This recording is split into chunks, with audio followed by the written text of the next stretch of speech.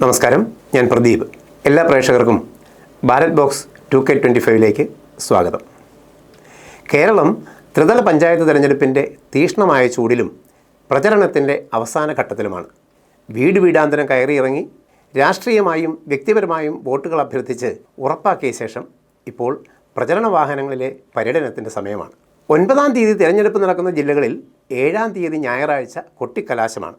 തിങ്കളാഴ്ച നിശബ്ദ പ്രചരണം. ഇവിടെ ഭരണപക്ഷം ഭരണ നേട്ടങ്ങൾ ഒന്നൊന്നായി അവകാശപ്പെട്ട് ജനങ്ങളിൽ എത്തിക്കാൻ പരിശ്രമിക്കുന്നു. Kanjirappally MLA doctor N. Jayaraj. പ്രിയപ്പെട്ടവരെ, കേരളം ഒരു തെരഞ്ഞെടുപ്പിന്റെ മത്സരവേദിയിലാണ്. പല മുന്നണികളോടെ മത്സരിക്കുമ്പോഴും നമുക്കറിയാം, ജനങ്ങളുടെ ഹൃദയത്തിൽ ഏറ്റവും വലിയ സ്ഥാനം ഇടതുപക്ഷ ജനാധിപത്യ മുന്നണിക്ക് തന്നെയാണ്. അതിന് മറ്റൊന്നും കൊണ്ടല്ല, സമാനമായ ഒരു കാലഘട്ടത്തിലും ഇല്ലാത്ത വലിയ വികസനത്തിൻ്റെതായ കുതിപ്പ് കേരളത്തിൽ കഴിഞ്ഞ 10 വർഷക്കാലമായിട്ടുണ്ടായിരുന്നു. കേരളത്തിന്റെ ചരിത്രത്തിൽ ഇത്രയും വലിയൊരു കുതിപ്പ് സാമൂഹ്യ സുരക്ഷാ സഹായത്തിന്റെ ഭാഗത്തു നിന്നുണ്ടായിട്ടുണ്ടോ എന്നുള്ള കാര്യത്തിൽ നമുക്ക് ഒരിക്കലും സംശയിക്കേണ്ട കാര്യമില്ല. മറ്റൊന്ന്, ത്രിതല പഞ്ചായത്തുകൾ ഇത്രയും ശാക്തീകരിക്കപ്പെട്ടൊരു കാലഘട്ടമുണ്ടോ? ഒരു ദിവസം പോലും ട്രഷറി പൂട്ടാത്തൊരു കാലഘട്ടം, ഒരു ദിവസം പോലും തദ്ദേശഭരണ സ്ഥാപനങ്ങളുടെ പദ്ധതി വിഹിതത്തിൽ വെട്ടിക്കുറവുണ്ടാക്കാത്തൊരു കാലഘട്ടം.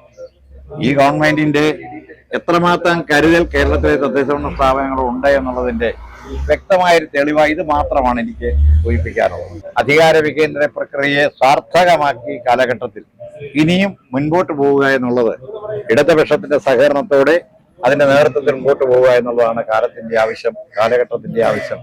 അതിനുവേണ്ടി ഇടതുപക്ഷ സ്ഥാനാർത്ഥികളെ വിജയിപ്പിക്കണമെന്ന് വളരെ സ്നേഹപൂർവ്വം അഭ്യർത്ഥിക്കുന്നു.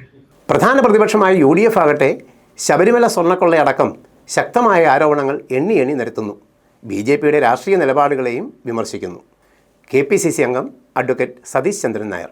നമ്മുടെ ത്രിതല പഞ്ചായത്തിലേക്കുള്ള തെരഞ്ഞെടുപ്പ് 9-ാം തീയതി നടക്കുകയാണ്. ഐക്യജനാധിപത്യ മുന്നണിയുടെ പ്രവർത്തനങ്ങളെ സംബന്ധിച്ച് വളരെ നല്ല നിലയിലുള്ള പ്രവർത്തനങ്ങൾ ഈ തെരഞ്ഞെടുപ്പിൽ ഉണ്ട് എന്നുള്ള കാര്യം വളരെ സന്തോഷത്തോടെ പറയാൻ ഞാൻ ആഗ്രഹിക്കുകയാണ്. അപ്പൊ ജില്ലയെ സംബന്ധിച്ച് പറഞ്ഞു കഴിഞ്ഞാൽ, കോട്ടയം ജില്ല പരമ്പരാഗതമായ UDFന് മേൽക്കോയ്മയുള്ള ഒരു സ്ഥലമാണ്. എന്നാൽ കഴിഞ്ഞ തെരഞ്ഞെടുപ്പിൽ ആ മേൽക്കോയ്മ അല്പം നഷ്ടപ്പെട്ടു പോയ ഒരു സാഹചര്യത്തിൽ അത് മാറ്റിക്കൊണ്ട് നമ്മുടെ UDFന് എല്ലാ പഞ്ചായത്തുകളിലും മേൽക്കോയ്മ കിട്ടുവാനും ഭൂരിപക്ഷം പഞ്ചായത്തുകളിലെയും ഭരണം ലഭിക്കുവാനുമുള്ള ഒരു സംവിധാനവും, അതോടൊപ്പം ബ്ലോക്ക് ജില്ലാ പഞ്ചായത്തുകളിൽ നഷ്ടപ്പെട്ടു പോയ ആ ഒരു സാധനം വീണ്ടെടുക്കാനുള്ള അടുക്കും ചിട്ടയോടും കൂടിയുള്ള പ്രവർത്തനമാണ് ഈ വർഷം ഈ തെരഞ്ഞെടുപ്പിൽ UDFന്റെ കോട്ടയം ജില്ലാ കമ്മിറ്റിയും അതിന്റെ പ്രധാനപ്പെട്ട എല്ലാ നേതാക്കന്മാരും ലക്ഷ്യം വെച്ച് നടത്തുന്നത് എന്നുള്ള കാര്യം അറിയിക്കാൻ ആഗ്രഹിക്കുകയാണ്. കേന്ദ്രത്തെ സംബന്ധിച്ച് പറഞ്ഞു കഴിഞ്ഞാൽ, അവരുടേതായ ഒരു പോർട്ട്ഫോളിയോ നടപ്പാക്കാൻ വേണ്ടി വളരെ ഹിഡൻ അജണ്ടയാണ് കേന്ദ്ര ഗവൺമെന്റ് ഈ രംഗത്തുള്ളത്.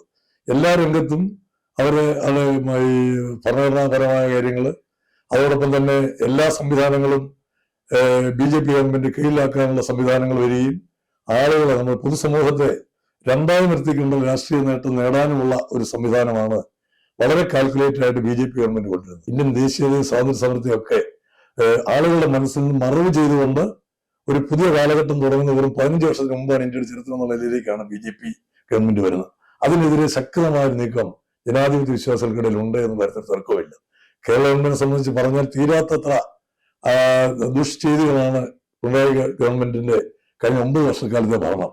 അതിലൊക്കെ ഇവര് 2ാം പിണറായി ഗവൺമെന്റ് ചെയ്ത നടപടികൾ ഓരോ ജനങ്ങളുടെയും സ്വന്തം ജീവിതത്തെ പോലും ബാധിക്കുന്ന തരത്തിലേക്കുള്ള തെറ്റായ പ്രവണതകളാണ് ഇന്ന് ഇടതുപക്ഷ ഗവൺമെന്റ് സ്വീകരിച്ചിരിക്കുന്നത്. നമുക്കറിയാം, ഇന്ന് വിലക്കയറ്റത്തെ സംബന്ധിച്ച് പറഞ്ഞു കഴിഞ്ഞാൽ, ഒരു കാലഘട്ടത്തിൽ ഇടതുപക്ഷ പാർട്ടികളും CPM-ഉം DYF-ഉം ഒക്കെ ഇവിടെ സമരം ചെയ്ത വിലക്കയറ്റത്തിനെതിരെയാണ്, തൊഴിലായ്മയ്ക്കെതിരെയാണ്.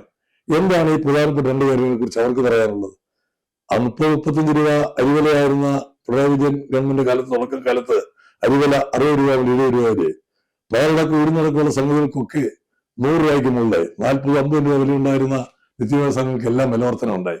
ഇത് നിയന്ത്രിക്കാനുള്ള ശബരി പോലുള്ള പദ്ധതികൾ നമുക്കറിയാം.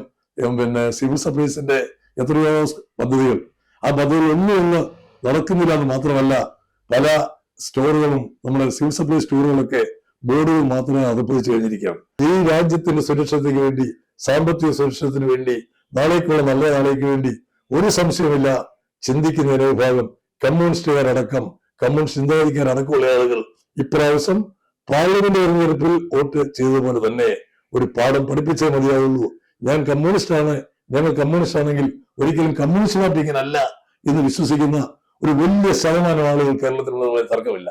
നാളത്തെ ബംഗാൾ പോലെ കേരളത്തിലെ CPM അതുപ്പതിക്കരുതെന്ന് ആഗ്രഹിക്കുന്ന ഇടതുപക്ഷ സഹയാത്രികർ പോലും ഒരു സംശയമില്ല വരാൻ പോകുന്ന തെരഞ്ഞെടുപ്പുകളിൽ ഇന്ത്യൻ നാഷണൽ കോൺഗ്രസിനും UDF-നും അനുകൂലമായി ചിന്തിക്കുന്നതിൽ തർക്കമില്ല. BJP ആവട്ടെ ഇരുമുന്നണികളുടെയും കപടത ജനങ്ങൾ തിരിച്ചറിഞ്ഞുവെന്നും NDA സ്ഥാനാർത്ഥികൾക്ക് വോട്ടർമാരുടെ ഇടയിൽ ലഭിക്കുന്ന സ്വീകരണം തങ്ങൾക്ക് ആത്മവിശ്വാസം വളർത്തുന്നുവെന്നും അമ്പലക്കൊള്ളക്കാരായ LDF-ഉം സ്ത്രീത്വത്തെ അപമാനിക്കുന്ന UDF നേതൃത്വവും കേരളത്തിന് അപമാനമാണെന്നും NDAയെ മൂന്നാം ബദൽ ശക്തിയായാണ് ജനം കാണുന്നത് എന്നും BJP കോട്ടയം ഈസ്റ്റ് ജില്ലാ president Roy Chacko. BJP Kottayam east ജില്ലയിൽ പ്രവർത്തനങ്ങൾ വളരെ കാര്യക്ഷമമായിട്ട് മുന്നോട്ട് പോയിക്കൊണ്ടിരിക്കുകയാണ്. കാരണം NDA സ്ഥാനാർത്ഥികൾക്ക് വീടുകളിൽ ലഭിക്കുന്ന സ്വീകാര്യത സ്ഥാനാർത്ഥിമാരുടെയും പ്രവർത്തകരുടെയൊക്കെ ആത്മവിശ്വാസം വർദ്ധിപ്പിച്ചിരിക്കുകയാണ്.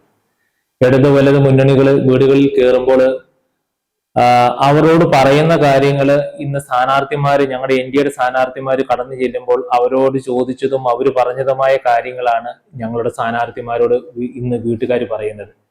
കാരണം നമുക്കറിയാം LDF-ന്റെ അവസ്ഥ. നാളെ ഇതുവരെയായിട്ട് നാടിന് അവര് പറഞ്ഞിരിക്കുന്ന ഒരു വികസന പ്രവർത്തനങ്ങളും ചെയ്യാൻ അവരെ കൊണ്ട് സാധിച്ചിട്ടില്ല എന്നുള്ളത് മാത്രമല്ല, സാധാരണക്കാരുടെ അവസാനത്തെ ആശ്രയമായ ദൈവങ്ങളെ പോലും മോഷ്ടിക്കുന്ന അമ്പലക്കള്ളന്മാരായിട്ട് ഇന്ന് LDF നേതാക്കന്മാർ മാറിയിരിക്കുന്ന അവസ്ഥയാണ്. അതുപോലെ തന്നെ UDF-ന്റെ നേതാക്കന്മാർ കേരളത്തിലെ സ്ത്രീകളെ മുഴുവൻ അപമാനിച്ചവനെ ഇപ്പോഴും ചേർത്ത് പിടിച്ചുകൊണ്ട് ഈ പഞ്ചായത്ത് ഇലക്ഷനെ നേരിടാൻ വേണ്ടിയിട്ട് അവർ വെമ്പൽ കൊള്ളുന്നത് നമുക്ക് കാണാൻ സാധിക്കും. ഇതൊക്കെ ഇവിടുത്തെ സാധാരണക്കാർ ചർച്ച ചെയ്തു. കഴിഞ്ഞ 65-70 വർഷങ്ങള് ഇടത് വലത് മുന്നണികൾ രാജ്യം നമ്മുടെ സംസ്ഥാനം ഭരിച്ചിട്ട് ഉപ്പ് തൊട്ട് കർപ്പൂരം വരെ ഇന്നും സംസ്ഥാനങ്ങളിൽ നിന്ന് കൊണ്ടുവരണം. അതുപോലെ തന്നെ ഉന്നത വിദ്യാഭ്യാസം നേടിയ യുവാക്കൾ അവരൊരു തൊഴിലിനു വേണ്ടി ഇന്ന് അന്യ സംസ്ഥാനങ്ങളിലേക്ക് കടന്നു പോകുന്നു. ഈ പ്രശ്നങ്ങളൊക്കെ ഇന്ന് സാധാരണക്കാരുടെ വീടുകളിൽ ചർച്ച ചെയ്യപ്പെടുന്നു. BJP ഉയർത്തുന്ന വികസന രാഷ്ട്രീയം ഇന്ന് നമ്മുടെ പ്രത്യേകിച്ച് കോട്ടയം ജില്ലയിലെ മലയോര കർഷകരടങ്ങുന്ന ചെറുകിട കച്ചവടക്കാരടങ്ങുന്ന കുടുംബങ്ങൾ ഏറ്റെടുത്തിരിക്കുകയാണ്. വികസനം വേണം, രാജ്യത്തിന്റെ വികസനത്തിനൊപ്പം ഞങ്ങളുടെ നാടിനും വേണം വികസനം എന്ന് അവർ ആഗ്രഹിക്കുകയാണ്. അവര് ശരിക്കും ഒരു മൂന്നാം മുന്നണിക്ക് വേണ്ടി ആഗ്രഹിക്കുന്നതായിട്ട് നമുക്ക് മനസ്സിലാക്കാൻ സാധിക്കും. ഞങ്ങളുടെ സ്ഥാനാർത്ഥിമാരെ ഞങ്ങൾ വീടുകൾ കാണും, വീടുകളിൽ ഗൃഹസമ്പർക്കം നടത്തുമ്പോൾ സ്ഥാനാർത്ഥിമാർക്ക് വോട്ടഭ്യർത്ഥി ചെല്ലുമ്പോഴുള്ള ഞങ്ങളുടെ അനുഭവമാണ്. അവരിന്നൊരു മൂന്നാം ബദൽ ശക്തിയായിട്ട് കാണുന്നത് ഭാരതീയ ജനതാ പാർട്ടിയാണ്. അതുകൊണ്ട് ഞങ്ങൾക്ക് വളരെ ആത്മവിശ്വാസമുണ്ട്. വരാൻ പോകുന്ന ത്രിതല പഞ്ചായത്ത് തെരഞ്ഞെടുപ്പിൽ വലിയ മുന്നേറ്റം NDA ഉണ്ടാക്കും എന്ന് മാത്രം ഈ അവസരത്തിൽ പറയും. ഇനി ജനഹൃദയം. ഇന്നത്തെ ബാലറ്റ് ബോക്സിന്റെ യാത്ര വാഴൂർ ഗ്രാമപഞ്ചായത്തിന്റെ ചാമമ്പതാൽ മേഖലയിൽ. പ്ലെയിൻ കയറി യാത്ര ചെയ്യുന്നതുകൊണ്ട് യാതൊരു ഉപകാരം ഞങ്ങൾക്ക് കിട്ടുന്നില്ല. 5 ലിറ്റർ ഇന്ദിരാഗാന്ധി കാലത്ത് മണ്ണെണ്ണ ഇഷ്ടം പോലെ കൊടുത്തോണ്ടിരുന്നത് 1 ലിറ്റർ മണ്ണെണ്ണ പോലും കിട്ടാതെ ഇല്ലാതായിരിക്കുന്നു. കഴിഞ്ഞകാല പ്രവർത്തനങ്ങളും അല്ലെങ്കിൽ നിങ്ങളുടെ പ്രതീക്ഷകളും നമ്മൾ തന്നെ എന്നും പണിയെടുക്കണം, പോണം. ആര് ഭരിച്ചാലും എല്ലാം കണക്കാം, തുല്യം. നമ്മൾ കഷ്ടപ്പെടാനുള്ള കിട്ടുന്നത്. നമുക്ക് മിക്കവാറും 5 മിനിറ്റ് കറണ്ടൊക്കെ പൊക്കോണ്ടിരിക്കുക. അതൊരു വലിയ പ്രശ്നമാണ്. കറണ്ട് ഇല്ല. അതിന് ഈ ജനപ്രതിനിധികളൊന്നും ബന്ധപ്പെടുന്നില്ല. ആരോട് എന്നാ പറയാനാ? തെരഞ്ഞെടുപ്പ് ആകുമ്പോൾ എല്ലാവരും വരും, വോട്ട് ചോദിക്കും, വോട്ട് കൊടുക്കുന്നു, അതൊക്കെ ഉള്ളൂ. എനിക്ക് പ്രത്യേകിച്ച് ഒന്നും പറയാൻ. എന്ത് ജോലിയാണ് ചെയ്യുന്നത്? ഞാൻ കൂലിപ്പണിക്കാരനാണ്. എന്താണ് ചേട്ടൻ ഏത് വാർഡിൽപ്പെട്ടയാളാണ്? ഞാൻ 14 വാർഡ്. അവിടെ അടിസ്ഥാന സൗകര്യങ്ങളൊക്കെ എല്ലാം അടിസ്ഥാന സൗകര്യം ഞങ്ങൾക്ക് ഇപ്പോഴും വഴിയില്ല. ഒരു അംഗൻവാടി ഉണ്ട്, അംഗൻവാടിയിൽ 5-6 പിള്ളേർ പഠിക്കുന്നുണ്ട്. ഇതുവരെയും അങ്ങോട്ട് വഴിയില്ല. മാറി മാറി വരുന്ന മെമ്പർമാര് അതിനൊന്നും ശ്രമിക്കുന്നുമില്ല. ഈ ഞങ്ങള് ഇതെല്ലാം ആവശ്യപ്പെടാറുണ്ട്, പക്ഷെ ഇതൊന്നും അവർ ചെയ്തു തരാറില്ല. ഞങ്ങളൊരു 6-7 വീട്ടുകാരവിടെ താമസിക്കുന്നുണ്ട്. ഞങ്ങൾക്ക് വഴിയില്ല. ഏത് മേഖലയാണ്? ഈ മയിലാടുംപാറ അംഗൻവാടിയിലുണ്ട്. അതിനകത്ത് 6-7 പിള്ളേരുണ്ട്, പഠിക്കുന്നുണ്ട്. അവർക്കൊന്നും പഠിക്കാൻ വരാനുള്ള സൗകര്യം പോലും ഓട പോലെ വഴി കിടക്കും. നിങ്ങൾ അതിനെതിരെ എങ്ങനെ പ്രതികരിക്കുന്നു? ഞങ്ങൾ ഇപ്രാവശ്യം വോട്ട് ചെയ്യുന്നില്ലെന്ന് തീരുമാനിച്ചു. അതെ. എത്ര കുടുംബങ്ങൾ? ഞങ്ങൾ 8 കുടുംബങ്ങൾ. 8 കുടുംബങ്ങൾ വോട്ട് ബഹിഷ്കരിക്കാൻ തീരുമാനിച്ചു. ഇതാണ് കാരണം. നിങ്ങളുടെ വഴിയില്ല, വെള്ളവും ഇല്ല. ഇവിടെ ഈ പ്രദേശങ്ങളിലെല്ലാം പൈപ്പ് കണക്ഷൻ ഉണ്ട്, പഞ്ചായത്തിന്റെ ഉണ്ട്. മറ്റ് ജപ്പാൻ കുടിവെള്ള പദ്ധതിയുടെ ഞങ്ങൾക്ക് മാത്രമേ ഞങ്ങളൊരു തുരുത്തി താമസിക്കുന്ന പോലെ. വാർഡ് വിഭജനത്തിന് മുൻപ് 12ാം വാർഡായിരുന്ന ഇപ്പോൾ 14ാം വാർഡായ മയിലാടുപാറ പ്രദേശത്തെ ചില കുടുംബങ്ങളുടെ പ്രശ്നമാണ് ഇപ്പോൾ നമ്മൾ കേട്ടത്. ഈ പ്രശ്നത്തിൻ്റെ യാഥാർത്ഥ്യം ബോധ്യപ്പെടാൻ വാർഡിലെ സിറ്റിംഗ് മെമ്പറായ ഷാനിദയെ നേരിൽ കാണാൻ സാധിച്ചില്ല. ടെലിഫോണിൽ ലഭിച്ച പ്രതികരണം. ഹലോ, നമസ്കാരം. ഷാനിദ മാഡം അല്ലേ? അതെ. ഞാൻ ക്യാബിനറ്റ് ചാനലിൽ നിന്നാണ് വിളിക്കുക, പൊൻകുന്നം. ഞങ്ങൾ ഇന്നലെ ചാമ്പതാൽ ഭാഗത്ത് വന്നിരുന്നു. മാഡം കഴിഞ്ഞ ഇപ്പോഴത്തെ സിറ്റിംഗ് മെമ്പർ അല്ലേ? അതെ. ഏത് വാർഡിലായിരുന്നു? 14. ഹലോ, 14 കാനം. അതില് നമ്മുടെ ഒരു അംഗൻവാടി പ്രദേശം ഉണ്ടല്ലോ, അതായത് മയിലാടുപാറ. മയിലാടുപാറ പ്രദേശത്തെ കുറെ ജനങ്ങളുടെ അഭിപ്രായങ്ങൾ കിട്ടിയപ്പോ അവിടെ അംഗൻവാടിയുടെ ആ പ്രദേശത്ത് താമസിക്കുന്ന കുറെ വീട്ടുകാര് ഇത്തവണ വോട്ട് ബഹിഷ്കരിക്കുന്നു എന്ന് പറഞ്ഞു. അവർക്ക് ഒരു പ്രതിഷേധം കൊണ്ട് വോട്ട് ബഹിഷ്കരിക്കുന്നു. കാരണമായിട്ട് അവർ പറഞ്ഞത് ആ പ്രദേശത്തേക്ക് അവർക്ക് വഴിയില്ല, വെള്ളമില്ല, ഇങ്ങനെയൊക്കെയുള്ള കാര്യങ്ങളാണ്. എന്താണ് അതിന്റെ സത്യാവസ്ഥ എന്ന് മാഡത്തെ ഇന്നലെ കണ്ട് ചോദിക്കാൻ ഞങ്ങൾക്ക് പറ്റിയില്ല. അതുകൊണ്ടൊന്ന് ചോദിക്കാം. വഴി അത് 4 പേര് അനുവദിച്ചു തരണം. വഴി അങ്ങോട്ട് പോകണം. 4 പേരുടെ പുരയിടത്തൂടെ വഴി അങ്ങോട്ട് പോകുന്നത്. അപ്പൊ അതില് 2 പേര് അനുവദിച്ചിട്ടുണ്ട്. പിന്നെ 2 പേരുടേത് ഒരു വിഷയത്തിൽ കിടക്കും. ഒരാൾക്ക് സ്ഥലം വേറൊരാള് ആധാരം എഴുതി കൊടുത്ത അത്ര സ്ഥലം വഴിക്ക് വിട്ടുകൊടുക്കുമെന്ന്. മനസ്സിലായ? മനസ്സിലായി. അവർക്ക് വഴി സ്വകാര്യ വ്യക്തികളുടെ വഴി ലഭിച്ചാൽ മാത്രമേ നമുക്ക് പഞ്ചായത്തിന് അങ്ങോട്ട് ചെയ്യാൻ പറ്റുള്ളൂ. ഇപ്പോൾ നടപ്പുവഴിയുണ്ട്. നടപ്പുവഴിയുണ്ട്. ഈ കുടിവെള്ളത്തിന്റെ പ്രശ്നം എന്താണ് അവിടെ? കുടിവെള്ളം കുഴൽക്കിണർ കുത്തിയിട്ടുണ്ട് അവിടെ. അത് പദ്ധതിയാക്കാൻ കൊടുത്തപ്പോ ഫീസിബിലിറ്റി കിട്ടിയില്ല. ഇല്ല. അന്നേരം അതിന് ഫണ്ടൊക്കെ വെച്ചതാ. ഫീസിബിലിറ്റി കിട്ടാഞ്ഞ കാരണം ചെയ്യാൻ പറ്റിയില്ല. അത്രയും ആൾക്കാർക്ക് എസ്റ്റിമേറ്റും എല്ലാം എടുത്ത് പോയതാ അവര് വന്നേ. പിന്നെ വന്നത് വെള്ളത്തിന്റെ ലെവൽ പരിശോധിച്ചപ്പം അതിനുള്ള ഫീസിബിലിറ്റി ഇല്ലെന്ന് പറഞ്ഞു. അങ്ങനെ പോയതാ. ഇനിയിപ്പം മറ്റേ ജലജീവൻ മിഷന്റെ പൈപ്പ് അങ്ങോട്ട് ഇടാൻ തുടങ്ങിയിട്ടില്ല. അതങ്ങോട്ട് ഇടുമ്പം അവർക്ക് വെള്ളം കൊടുക്കാന്നാണ്. വെള്ളത്തിന്റെ പ്രശ്നം പരിഹരിക്കപ്പെടും. ഈ പുതിയ സോഴ്സ് ഇല്ല. ഈ പുതിയ അടുത്ത ഒരു പഞ്ചായത്ത് ഭരണസമിതിക്ക് വഴിയുടെ കാര്യം സാധ്യമാക്കി കൊടുക്കാൻ സാധിക്കുമോ? വഴി ഇപ്പൊ തന്നെ ഇലക്ഷൻ കഴിഞ്ഞ ഉടനെ സാധ്യമാവും. കാരണം അവര് സമ്മതിച്ചിട്ടുണ്ട് സ്ഥലം എഴുതി കൊടുക്കാനേ. യുഡിഎഫ് പറഞ്ഞു നമുക്ക് അവസാനം ഭരണം നിർത്തി. വാർഡ് പഞ്ചായത്ത് യുഡിഎഫിനൊരു ഭരണം കിട്ടുന്നു. കഴിഞ്ഞകാല ഭരണം വളരെ മോശമായിരുന്നു. വളരെ മോശം. എന്താണ് അങ്ങനെ പറയാൻ കാര്യം? എന്ന് പറഞ്ഞാൽ നമുക്കൊന്നും ഇല്ല. അതാ അതിന്റെ കാരണം. ഞാൻ യുഡിഎഫ് പറഞ്ഞു. അതുകൊണ്ട് യുഡിഎഫ് കാരനാന്ന് പറഞ്ഞോണ്ട് അങ്ങനെ പറയാല്ല. ഈ ഭരണത്തിൽ മാറ്റം പറഞ്ഞു. ഇവിടെ വരണം. ശക്തമായ മത്സരമൊക്കെ ഉണ്ടോ ഈ വാർഡുകളിലൊക്കെ? ശക്തമായ മത്സരമുണ്ടോ? ഒരു മാറ്റം ഉണ്ടാകുമെന്ന് പ്രതീക്ഷിക്കുന്നുണ്ടോ? 100%. നിങ്ങൾ തൃപ്തരാണോ? അങ്ങനെ എന്താ പറയണ വർത്തം കുഴപ്പമില്ലായിരുന്നു. പിന്നെ മാറി വരണം. അതൊരാവശ്യം. നല്ല ഭരണമാണെങ്കിൽ പിന്നെ മാറണമെന്ന് അഭിപ്രായം. എന്നാലും അങ്ങനല്ല, ഭരണം മാറി വന്നാലല്ല കാര്യങ്ങൾക്കൊരു 2000 രൂപ പെൻഷൻ കൊടുക്കുന്ന കാര്യം ഇവർ എടുത്ത് പറയുന്നുണ്ട്. ഇവര് നിത്യോപയോഗ സാധനങ്ങൾക്ക് വില കൂടുന്ന അനുസരിച്ച് ഡെയിലി നമുക്ക് 1000 രൂപ ഒരു ദിവസം പണിക്കൂലി വിട്ട് ജീവിക്കാൻ മേലാത്ത അവസ്ഥയായി ഇപ്പം. പിന്നെ 1 കിലോ തക്കാളിക്ക് ഇന്ന് മേടിക്കണമെങ്കിൽ 100 രൂപ കൊടുക്കണം. 1 കിലോ തക്കാളിക്ക്. നിത്യോപയോഗ സാധനത്തിന് വില കൂടുന്നത് അത് നിർത്താൻ ഇവരെ കൊണ്ട് നിർത്തി. ഇവര് ആദ്യം പിണറായി സർക്കാർ കയറിയപ്പോ തന്നെ നിത്യോപയോഗ സാധനങ്ങൾക്ക് വില കൂടുന്നില്ല, 5 കൊല്ലത്തേക്ക് കൂടുന്നില്ല എന്ന് പറഞ്ഞ സാധനം ഇപ്പം അത് എവിടെ ചെന്നാണ് നിൽക്കുന്നത്. ഒരു വീട് പെർമിറ്റിന് 700 രൂപ ഉണ്ടായിരുന്നു, ഇപ്പൊ 15000 രൂപയായി. പാവപ്പെട്ടവർ അങ്ങനെ ഒരു വീട് വെക്കും. ലൈഫിന്റെ വീട് കൊടുക്കുന്നു. 4 കൊല്ലം കൊണ്ട് അവരൊരു വീട് പണി തീർക്കാൻ വേണ്ടി പൈസ കൊടുക്കുന്നത്. അത് 4 ലക്ഷം രൂപ. അതിനകത്ത് ഉമ്മാര് കൊണ്ടുപോയിട്ട് ബാക്കിയേ കിട്ടുന്നുള്ളൂ. എന്ന് പിന്നെ ഇവിടെ ഒരു വെയിറ്റിംഗ് ഷെഡിന് 15-30 ലക്ഷം ഉമ്മാരി എടുക്കും. അതിനകത്ത് തന്നെ ഒരു കമ്പി വളച്ചു വെച്ചിട്ട് ഉമ്മാരി 30 ലക്ഷം രൂപയും കൊണ്ട് പോകുന്നത്. അഴിമതിയാണ് മൊത്തം നടക്കുന്നത്. പിന്നെ പിൻകാവിൽ നിയമനം നമ്മുടെ വാഴ പഞ്ചായത്ത് ഒരുപാട് നടക്കുന്നുണ്ട്. അത് നമ്മുടെ ഈ ചാമ്പാലിലുള്ള ഒരു കൊച്ചിന് ജോലി കിട്ടിയിട്ട് വാഴൂരിലെ പിന്നെ മുൻ പ്രസിഡന്റ് ആളുടെ പേര് ഞാൻ പറയുന്നില്ല. വാഴൂരിലെ പഞ്ചായത്ത് പ്രസിഡന്റും 2 ജനപ്രതിനിധികളും കൂടി ഇല്ലാതാക്കി വേറെ 2 പേരെ അതിനകത്ത് തിരികെ കയറ്റി. ഇതിനെതിരെ ജനം പ്രതികരിച്ചില്ലേ? ഇതിനെതിരെ ജനം പ്രതികരിക്കാൻ ഈ കഴിഞ്ഞ ആഴ്ചകളിലായി കാര്യങ്ങൾ അറിയുന്നത്. ഞങ്ങളെ പോലുള്ളവരറിയുന്നത് ഈ സംഭവം ഈ വാഴ പഞ്ചായത്തിൽ നടന്നതാണ്. അതിനൊക്കെ ഞങ്ങൾ ഈ പ്രാവശ്യം വോട്ടിപ്പ് തന്നെ പ്രതികരിക്കും. ഈ പ്രാവശ്യം LDFന്റെ ഭരണം വരികയല്ല പഞ്ചായത്ത്. ഇതെല്ലാം വാരിക്കൂട്ടി നമുക്ക് തന്നതൊരു കാര്യമുള്ളതല്ല. ജനങ്ങൾക്ക് കാരണം വെച്ചാൽ സ്വസ്ഥപരമായി ജീവിക്കുന്ന ഒരു ഭരണമായിട്ട് നമ്മൾ ആഗ്രഹിക്കുന്നത്. ആരായാലും അത് ഇടതുപക്ഷമായാലും UDF ആയാലും. ഇവിടെ ചാമ്പാൽ 13-ാം വാർഡ് പുതിയൊരു വാർഡ് വന്നിരിക്കുക മിച്ചഭൂമി കോളനിയാണ്. പക്ഷെ ആ റോഡ് എന്നും കുറച്ച് നന്നാക്കും താഴെ പോകുമ്പോൾ മിച്ചഭൂമിക്കോളിലോട്ട് പോയി നോക്കണം. വഴി മൊത്തം മോശമാണ്. ഞങ്ങൾ ഓട്ടോ ഓടിച്ച് ഞങ്ങൾക്ക് ബുദ്ധിമുട്ടാണ്. ഞങ്ങൾ വണ്ടി ഓട്ടോ ഓടിക്കുന്നതാണ്. ഓട്ടോ ഡ്രൈവറാണ്. എന്നും ഞങ്ങൾക്ക് വണ്ടി പണിയാൻ നേരമുള്ളൂ. ഇലക്ഷന്റെ സമയത്തൊന്ന് വരും, പിന്നെ 5 കൊല്ലം കഴിയുമ്പോൾ ഇങ്ങനെ പൊക്കി കാണിക്കാൻ വേണ്ടി വരും. അതിനായിട്ട് മാത്രം MP അങ്ങനെ ഒരു MP ആയി ഇവിടെ ഉള്ളത്. അതിനെപ്പള്ളി കണ്ടില്ലേ 5 കൊല്ലം 10 കൊല്ലം ഒരു ബൈപ്പാസ് ഉണ്ടാക്കാൻ നോക്കിയിട്ട് ഒരു അനക്കവും ഇല്ല. ഇനി ഇലക്ഷൻ ആകുമ്പോഴത്തേന് ഇനി ഇത് തന്നെ അവസ്ഥ. ബൈപ്പാസ് അപ്പൊ ഇവർ ശരിയായിട്ടില്ല. എത്ര കൊല്ലമായി ബൈപ്പാസ് ഉണ്ടാക്കുമെന്ന് പറഞ്ഞുകൊണ്ട് വോട്ട് പിടിക്കാൻ. കാഞ്ഞിരപ്പള്ളി ബൈപ്പാസിനെതിരെ എനിക്ക് ഒരുപാട് ആരോപണങ്ങൾ വന്നു.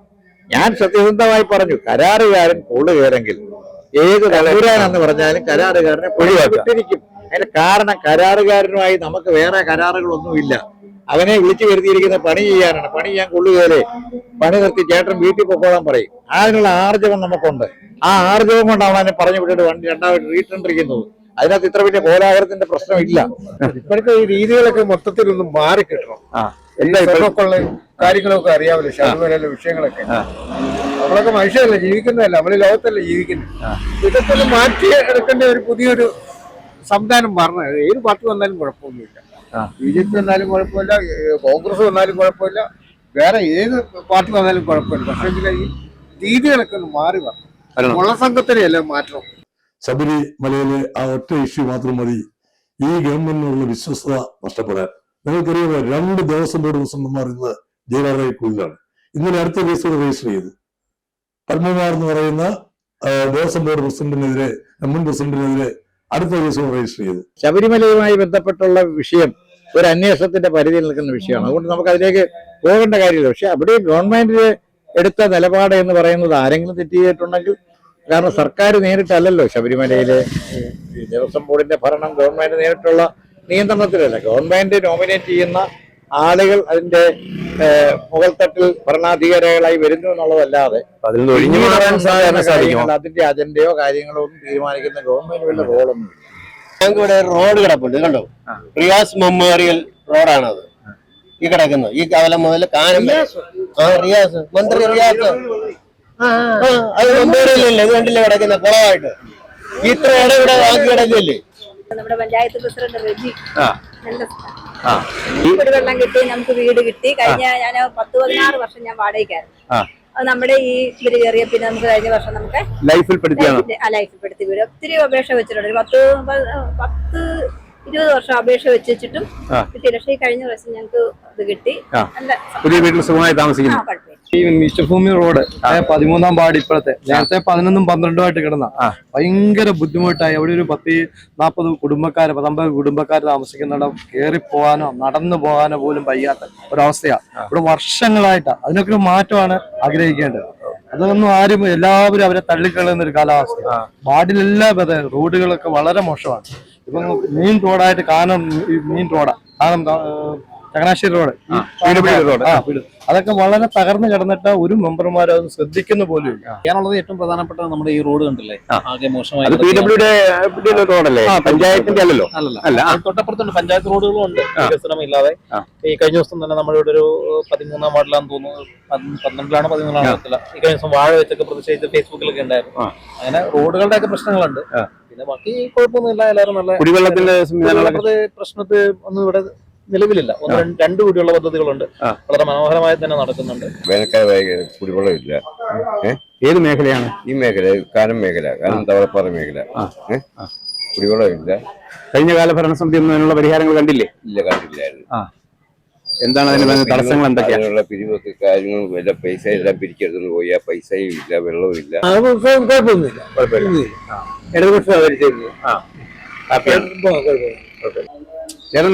ഇത് മാത്രം നോക്കിയാൽ മതി. ഈ റോഡ് മാത്രം നോക്കിയാൽ മതി. ഈ കവല മാത്രമേ ഉള്ളൂ ഈ പ്രശ്നം. വേറെ ഈ കോട്ടയം ജില്ലയിൽ ഇതുപോലെ റോഡ് മോശമായിട്ട് കിടപ്പില്ല. ഇത് അവിടെ ഒരാൾ നിന്ന് 4 പ്രാവശ്യം അവിടെ നികത്തിയതാണ്. ഇത് വലിയ കട്ടറായിരുന്നു. MLA-ക്കും താല്പര്യമില്ല, MP-ക്കും താല്പര്യമില്ല. അത് എന്തിന്റെ പേരിലാണെന്ന് എനിക്കറിയത്തില്ല. ഇവിടെ മാത്രം നന്നാക്കായിട്ട് ജനപ്രതിനിധികളൊന്നും ഇതിനെ തലപ്പെടുന്നില്ല. ഇല്ലേ, അവര് പറയുന്ന ഫണ്ട് റെഡിയായിട്ടില്ല. ഇവിടുത്തെ ഇത് കാണും പള്ളിക്കവല് വരെ ഈ റോഡ് കിടക്കുന്നത് ഫണ്ടെന്ന് പറഞ്ഞാൽ അവര് ഇവിടുത്തെ മാത്രം ഫണ്ട് ശരിയാകില്ല. എനിക്കറിയത്തില്ല എന്താ കാര്യം. അതാ അവസ്ഥ. റോഡിന്റെ പ്രശ്നം മാത്രം നോക്കിയാൽ എങ്ങനെ പ്രതികരിക്കും? എന്നാ ചെയ്യാനാ? നമ്മൾ ആരാരും ഇവിടെ പറയാനാ? നമുക്കിത് ചെയ്യാൻ പറ്റുമോ? PWD വാഴൂരിൽ ഒരു തുടർ ഭരണത്തിനായി LDF, ഭരണമാറ്റമെന്ന ഉറച്ച ലക്ഷ്യവുമായി UDF, ഇരുവരെയും ഞെട്ടിച്ച് അത്ഭുതം സൃഷ്ടിക്കാൻ NDA. എല്ലാവർക്കും ആശംസകൾ. ബാലറ്റ് ബോക്സ് ഇവിടെ പൂർണ്ണമാകുന്നു. വീണ്ടും നാളെ കാണാം ഇതേ സമയം.